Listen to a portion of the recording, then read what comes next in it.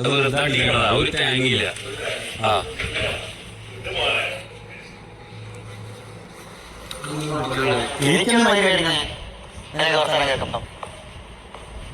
വെറുതെ ഉണ്ടാക്കാൻ വേണ്ടി പറഞ്ഞാണോ? പണിയുണ്ട്, പൊടിയുണ്ട്.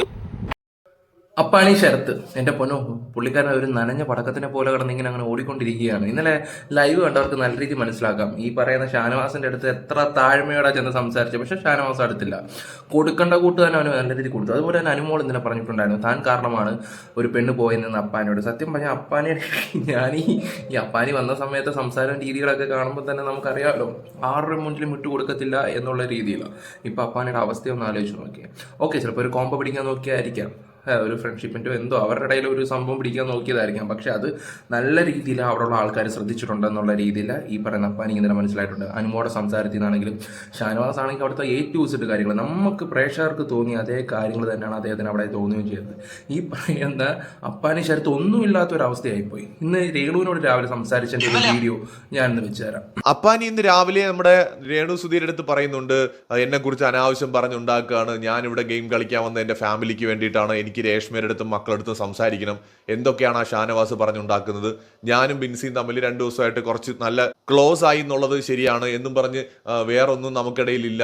ബിൻസി പോയപ്പോൾ ഞാൻ കരഞ്ഞത്, അതിപ്പം സ്വാഭാവികമായിട്ട് നമ്മൾ 2 ദിവസമായിട്ട് ഭയങ്കര അടുത്ത് സംസാരിക്കുകയൊക്കെ ചെയ്തിരുന്നു. നാളെ ഇപ്പോൾ ചേച്ചി പോയാലും ഞാൻ കരയും എന്ന് പറഞ്ഞ് ഷാനവാസ് പോയാൽ ഞാൻ കരയില്ല. നമുക്ക് അടുപ്പമുള്ള ഒരാൾ പോയാൽ നമ്മൾ കരയും.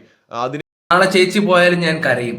രേണുവിനോടുള്ള ഒരു സ്നേഹം കാര്യങ്ങളും തുടക്കം രേണുവിനെ എൻ്റെ കോമ്പോ പിടിക്കാൻ നോക്കിയൊരു ഇതാണ്. കോമ്പോ മീൻസ് ഞാനതല്ല ഉദ്ദേശിച്ചത്, എപ്പോഴും രേണുവിനെ ടാർഗറ്റ് ചെയ്യുന്നുണ്ടായിരുന്നു. ഈ പറയുന്ന അഭിലാഷ് ആണെങ്കിലും ഈ പറയുന്ന അപ്പാണി ആണെങ്കിൽ പോലും നല്ല രീതിയിൽ ടാർഗറ്റ് ചെയ്യുന്നുണ്ടായിരുന്നു. പിന്നെ അപ്പാണി ശരത്തിൻ്റെ കാര്യം എന്ന് പറഞ്ഞാൽ ഇപ്പം സത്യം പറയാൻ നനഞ്ഞ ഒരു പടക്കത്തിൻ്റെ അവസ്ഥയാണ്.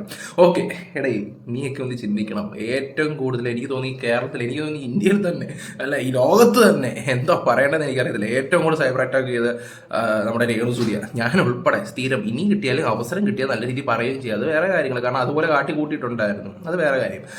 അവരുടെ അടുത്ത് എന്നിട്ടാണ് നീ ഇതൊക്കെ പറയുമ്പോൾ ചേച്ചിയുടെ ഇരിപ്പും മട്ടമൊക്കെ ഒന്ന് കാണാം, ഇതൊക്കെ എത്ര കണ്ടിരിക്കുന്നത്. പിന്നെ എനിക്ക് എന്തായാലും രേഷ്മയുടെ അടുത്ത് സംസാരിക്കണമെന്നൊക്കെ അപ്പാനി പറയുന്നുണ്ട്. രേഷ്മ എന്ന് പറയുന്നത് അപ്പാനിയുടെ വൈഫാണെന്ന് തോന്നുന്നു. ഇതിനെയൊക്കെ ഒരു ഗെയിം സ്പിരിറ്റിൽ എടുത്താൽ മതി. പാർട്ട് ഓഫ് ഗെയിമാണ്. ഇത്രയും ക്യാമറ ഉള്ള സ്ഥലത്ത് എല്ലാവർക്കും അറിയാം, അങ്ങനെ ഭയങ്കരമായിട്ട് ആരും എവിടെയും പരിധി വിട്ടൊന്നും പോകാൻ പോകുന്നില്ല. മാത്രമല്ല, ഗെയിമിന് വേണ്ടിയിട്ട് അവിടെ നിൽക്കാൻ വേണ്ടി പല സ്ട്രാറ്റജീസും ആൾക്കാരെടുക്കും എന്നുള്ളതും 7 സീസണായിട്ട് നമ്മൾ കണ്ടുകൊണ്ടിരിക്കുകയാണ്. അപ്പോൾ ഇനി അങ്ങനെ പേടിക്കേണ്ട എന്തെങ്കിലും കാര്യമുണ്ടെന്നൊന്നും എനിക്ക് തോന്നുന്നില്ല. പിന്നെ സ്വാഭാവികമായിട്ട് നമ്മളൊരു സ്ട്രാറ്റജി അവിടെ ഉപയോഗിക്കുമ്പോൾ ചില സന്ദർഭങ്ങളിൽ അത് നമുക്ക് തിരിഞ്ഞു കൊത്താം. അവിടെ അങ്ങനത്തെ ഒരു സ്ട്രാറ്റജി എടുക്കാൻ അപ്പാനി ശ്രമിച്ചിട്ടുണ്ടെങ്കിൽ പലരും പലതും പല കോർണറിലും ഇരുന്ന് പറയുന്നുണ്ട്. അങ്ങനെ ഒരു ഗെയിം കളിക്കാൻ അപ്പാനി അവിടെ ശ്രമിച്ചിട്ടുണ്ടെങ്കിൽ അവിടെ ഉള്ളവരത് ചൂണ്ടിക്കാണിക്കും. അപ്പാനിയുടെ ഭാഗം ക്ലിയർ ആണെന്നുണ്ടെങ്കിൽ അപ്പാനി പേടിക്കേണ്ട ഒരു കാര്യമുണ്ടെന്ന് എനിക്ക് തോന്നുന്നില്ല. കൂടുതൽ അപ്ഡേറ്റ്സുമായി വീണ്ടും കാണാം.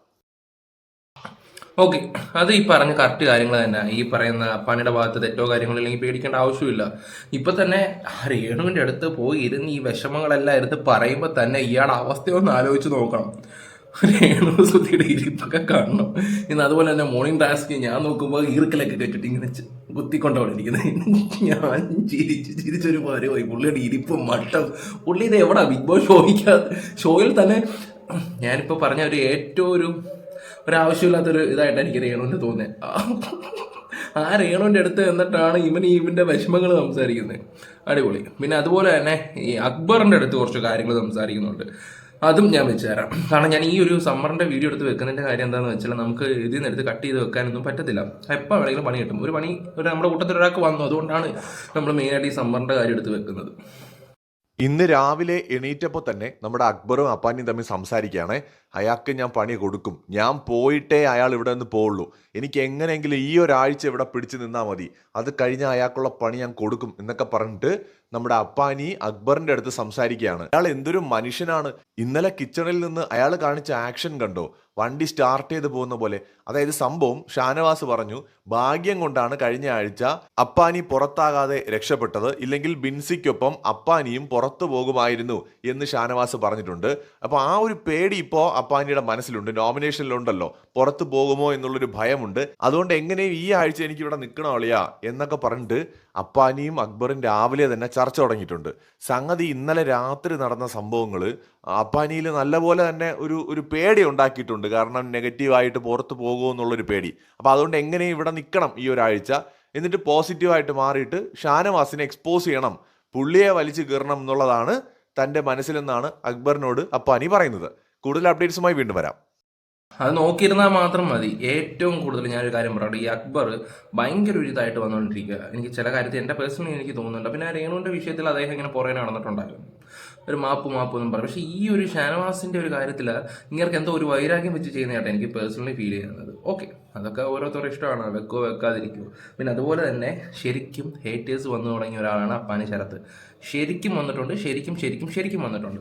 ഇപ്പം ഞാൻ തന്നെ ഈ ലൈവിൽ തന്നെ നമ്മുടെ ഓഡിയൻസിൻ്റെ പൾസ് മനസ്സിലാക്കുന്ന ഓരോ ഇത് പോസ്റ്റ് ഇടുമല്ലോ, ആ ഇട്ട കൂട്ടത്തിലെ ഏറ്റവും താഴെയാണ് ഈ ഒരു വ്യക്തി. ഹനീഷ് അതിനേക്കാളും അപ്പായിട്ടുണ്ട്. ഈ പറയുന്ന അപ്പാനി ശരത്തിൻ്റെ കാര്യത്തിൽ ഏകദേശം ഒരു തീരുമാനമാവും. ഈ ആഴ്ച കടന്നു പോയാൽ കടന്നു പോയി, ഇല്ലെങ്കിൽ പണി പാലും വെള്ളത്തിൽ കിട്ടും. ഇന്നലെ അപ്പാനി ഷാനവാസിന്റെ പുറകെ നടന്ന് തന്നെ റിക്വസ്റ്റ് ചെയ്യുന്നുണ്ടായിരുന്നു, നിങ്ങൾ കാര്യങ്ങൾ വളച്ചൊടിച്ച് എൻ്റെ കരിയർ നശിപ്പിക്കരുത്. അതായത് അവിടെ ആ ഒരു ലവ് കോംബോയുടെ ഒരു ടോപ്പിക്ക് ഇന്നലെ മുറുകെ പിടിച്ചുകൊണ്ട് ഷാനവാസ് പോയതാണ് എല്ലാത്തിനും കാരണമാവുന്നത്. ഇവിടെ നടക്കുന്ന കാര്യങ്ങളൊന്നും ആർക്കും അറിയില്ല എന്ന് നീ കരുതരുത്, അത് നിന്റെ തെറ്റിദ്ധാരണയാണ്. അതായത് നിന്റെ പിന്നാലെ തന്നെ ഞാൻ ഉണ്ടായിരുന്നു, തിരിച്ചടിക്കാൻ അറിയാഞ്ഞിട്ടല്ല, വേണ്ടെന്ന് വെച്ചിട്ടാണ്. നിന്റെ ജീവിതമോ കുടുംബമോ തകർക്കാനുള്ള ഉദ്ദേശമൊന്നും എനിക്കില്ല എന്നൊക്കെ പറഞ്ഞിട്ട് ഷാനവാസ് ഒളിഞ്ഞും തെളിഞ്ഞും അവിടെ നടന്ന കോംബോ ഗെയിമിനെ കുറിച്ച് പറഞ്ഞുകൊണ്ടേയിരുന്നു. ഇതേ തുടർന്നാണ് അപ്പാനി ഒന്ന് പേടിക്കുന്നതും, എൻ്റെ കരിയർ നശിപ്പിക്കരുത്, നിങ്ങൾ ഓരോന്ന് വിളിച്ചു പറഞ്ഞ് വളച്ചൊടിച്ചിട്ട് എൻ്റെ കരിയർ നശിപ്പിക്കരുത് എന്ന് നമ്മുടെ അപ്പാനി പറയുന്നത്.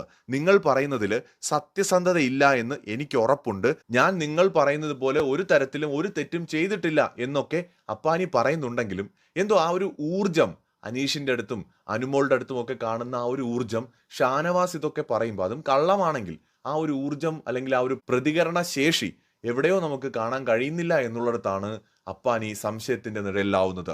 മറ്റൊരു വീഡിയോയുമായി വീണ്ടും വരാം. നമ്മളൊരു തെറ്റ് ചെയ്തിട്ടില്ലെങ്കിൽ അത് എവിടെയും തുറന്നു പറയാം. ഞാൻ തെറ്റ് ചെയ്തിട്ടില്ല, ഞാൻ പിന്നെ എന്തിനെ പേടിക്കണം. ഇയാൾ ഒരുമാതിരി പെട്ട അവസ്ഥയായിപ്പോയി. ഇപ്പം അതിനകത്ത് തന്നെ ഇതിപ്പോൾ ഒരു ചർച്ചാ വിഷയമാകുമ്പോൾ തന്നെ പുറത്തത് നല്ല രീതിയിൽ ബാധിക്കാൻ ചാൻസ് കൂടുതലാണ്. ഓക്കെ, പിന്നെ നമ്മളിപ്പോൾ പ്രതീക്ഷിക്കുന്ന പോലൊന്നും അല്ലായിരിക്കാം. ആ ഭാര്യ അടുത്ത് പറയുമ്പോൾ ആ ഒരു സെൻസിൽ എടുക്കത്തുള്ളായിരിക്കാം. പക്ഷെ 1, 2, 3 ആഴ്ചയും കൂടെ ഇവിടെ നിന്ന് പോയായിരുന്നെങ്കിൽ എനിക്ക് തോന്നുന്നു കഴിഞ്ഞ വർഷത്തെ ഒരു വിഷയം ഉണ്ടായതിനേക്കാളും 10 ഇരട്ടി വിഷയം ഉണ്ടായാലേ അപ്പാനിയുടെ കാര്യത്തിലാണ്.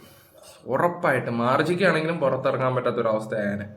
ഓരോ സംസാരവും കാര്യങ്ങളൊക്കെ അതുപോലാണ് പോയിക്കൊണ്ടിരിക്കുന്നത്. കാരണം ലൈവ് എന്ന് പറഞ്ഞൊരു സംഭവം കാണുന്നവർക്ക് ഇത് മനസ്സിലാവും. പ്രത്യേകിച്ച് ഇത് യൂട്യൂബിൽ ഭയങ്കര ചർച്ചാ വിഷയം ആയിക്കൊണ്ടിരിക്കുകയായിരുന്നു. ഓക്കെ, എന്തായാലും നിങ്ങൾക്ക് എന്ത് തോന്നുന്നു? നിങ്ങളുടെ അഭിപ്രായങ്ങൾ എന്തായാലും കമൻറ്റ് ബോക്സിൽ രേഖപ്പെടുത്താം. പിന്നെ അതുപോലെ തന്നെ ഈ പറയുന്ന അപ്പാനിക്ക് ഭയങ്കരമായിട്ട് ഹേറ്റേഴ്സ് ഉണ്ട്. നിങ്ങൾക്ക് അത് തോന്നിയിട്ടുണ്ടെങ്കിൽ അതും കൂടെ ഒന്ന് കമൻറ്റ് ബോക്സിൽ രേഖപ്പെടുത്തുക.